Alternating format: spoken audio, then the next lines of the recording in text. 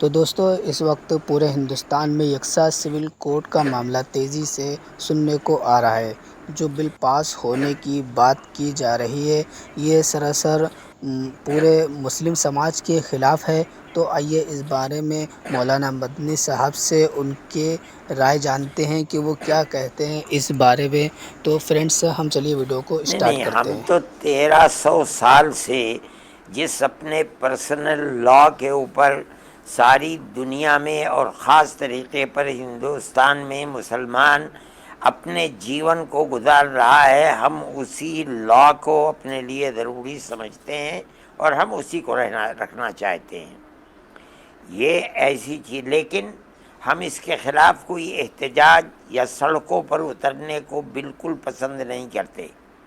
ہم یہ سمجھتے ہیں کہ فرقہ پرست لوگوں کی طرف سے یہ ایک مسئلہ ہے جو سیاسی مسئلہ ہے، اس کی کوئی واستوکتا نہیں ہے۔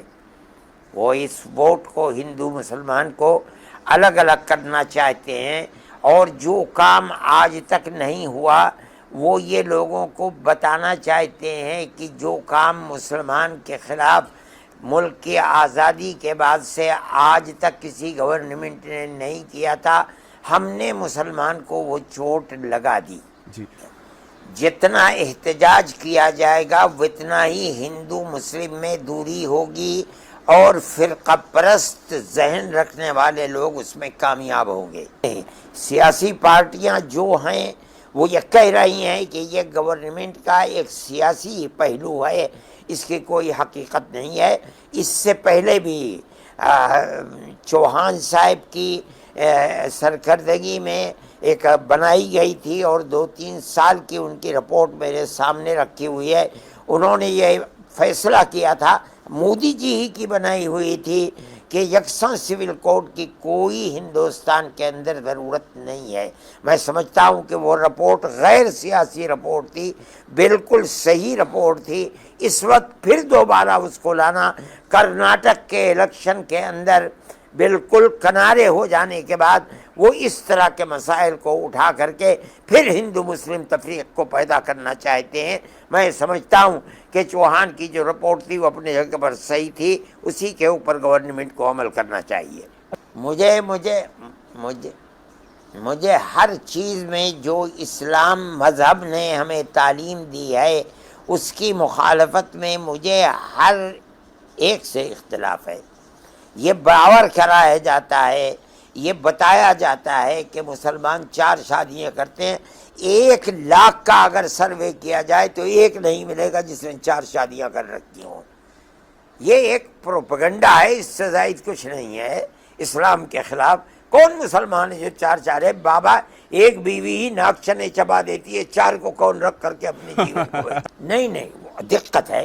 ایک آدمی ہے جس کی ضرورت ہے، 3 بیویاں اس نے کی ہیں لیکن اس کی اولاد نہیں ہوتی ہے، وہ یہ سمجھتا ہے کہ میری اولاد ہو سکتا ہے کہ 4تھی بیوی سے ہو جائے، یہ ایک مجبوری ہے۔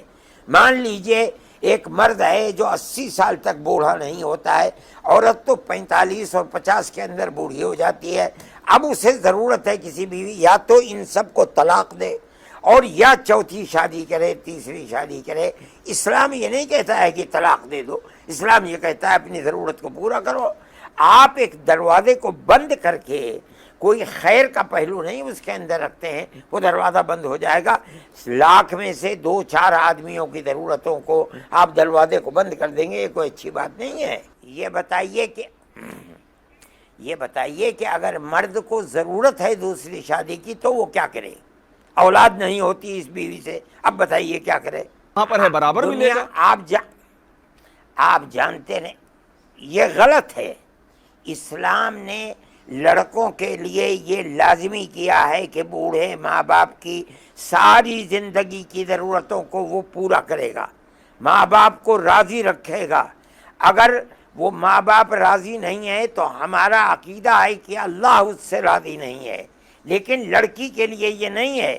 جب لڑکی کا ہاتھ دوسرے لڑکے کے ہاتھ میں دے دیا گیا، اب اس لڑکی کے لیے یہ ضروری ہے کہ وہ اپنے شوہر کو، جو اس کا مرد ہے، اس کو راضی رکھے، اس کی اولاد کی پرورش کرے، وہ ماں باپ کو راضی رکھے، یہ ان کی خدمت کرے، یہ لڑکی کے اوپر نہیں ہے، لیکن لڑکے کے اوپر لازم ہے، اگر وہ ان کی خدمت نہیں کرے گا تو اللہ اس سے راضی نہیں رہے گا۔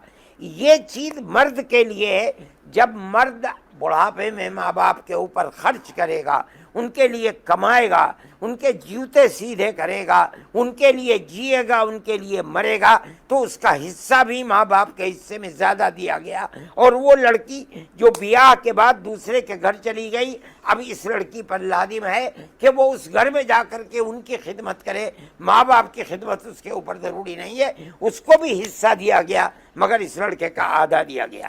آپ یہ نہیں سمجھتے، نہیں جانتے کہ اسلام نے آدھا دیا کیوں ہے، اس لیے ایسی بات کرتے ہیں۔ ہم کیا کر سکتے ہیں؟ نہیں، ہمارے پاس طاقت نہیں ہے۔ اگر یہ پاس ہو گیا اور کر دیا، بزور و زبردستی کر دیا گیا، ہم کیا کر سکتے ہیں؟ ہمارے پاس کوئی طاقت نہیں ہے۔ لیکن میں نہیں سمجھتا ہوں کہ جمہوریت کا نعرہ دینے والی کوئی حکومت ایسا کرے گی۔ میرا خیال یہ ہے کہ ایسا نہیں کیا جائے گا۔ اس کے اندر ہندوؤں کی بھی مخالفت ہے۔ آج بیانات آ رہے ہیں کہ جو کچھ کیا جا رہا ہے یہ سیاست ہے، اس کی کوئی واستوکتا اور حقیقت نہیں ہے۔ اگر انہوں نے زبردستی یہ کر دیا تو ہم کیا کریں گے؟ ہم کیا کر سکتے ہیں؟ انہوں نے ہماری بابری مسجد کو زبردستی مندر بنایا، ہم کیا کر سکتے ہیں؟ ہم کچھ بھی نہیں کر سکے۔ اس لیے میں اس چیز کو نہیں سمجھتا ہوں، ہم کچھ نہیں کر پائیں گے۔